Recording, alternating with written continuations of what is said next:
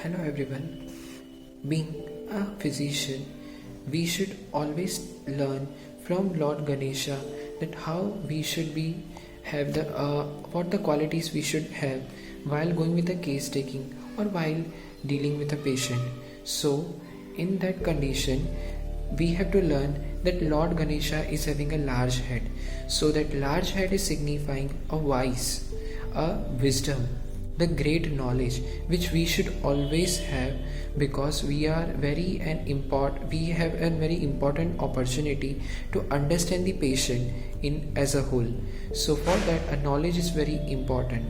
Second, the large ears signifies that we should always be able to listen each and everything in a perfect detailed manner, so that we can understand the patient from the patient's relatives, attendants as well.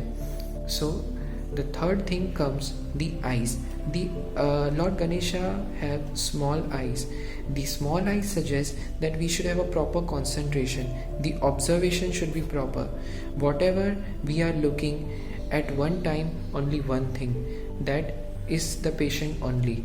So during case taking, our concentration, observation should always be focused on the patient only, not on any other thing. That is the eyes. Then comes the big stomach of the Lord Ganesha. Big stomach suggests that you should always be having a confidential type of relation with the patient. Means whatever the patient is trying to tell you, whatever the history he is giving to you, that you should always keep confidential. It is not like that you should tell to any other people or any other patient regarding another patient. So it is like to keep that particular things always as a secret with you, so the patient will have a trust. He will build a trust on yourself. So that's important, that you should have a big stomach like Lord Ganesha. That big stomach means that you should always be have confidential while case taking. And the another thing is, in one hand of Lord Ganesha there is a modak. The modak signifies that after case taking, the physician always gives you the sweet medicine. That sweet medicine with the by help of which you will get cure.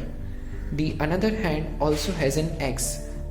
That X signifies that the physician will give you the medicine, and by that he will cut off the disease from your life.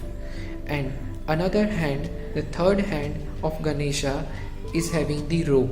That rope signifies that this rope will hold yourself from the sufferings, hold you from the sufferings, and keep it always away from you.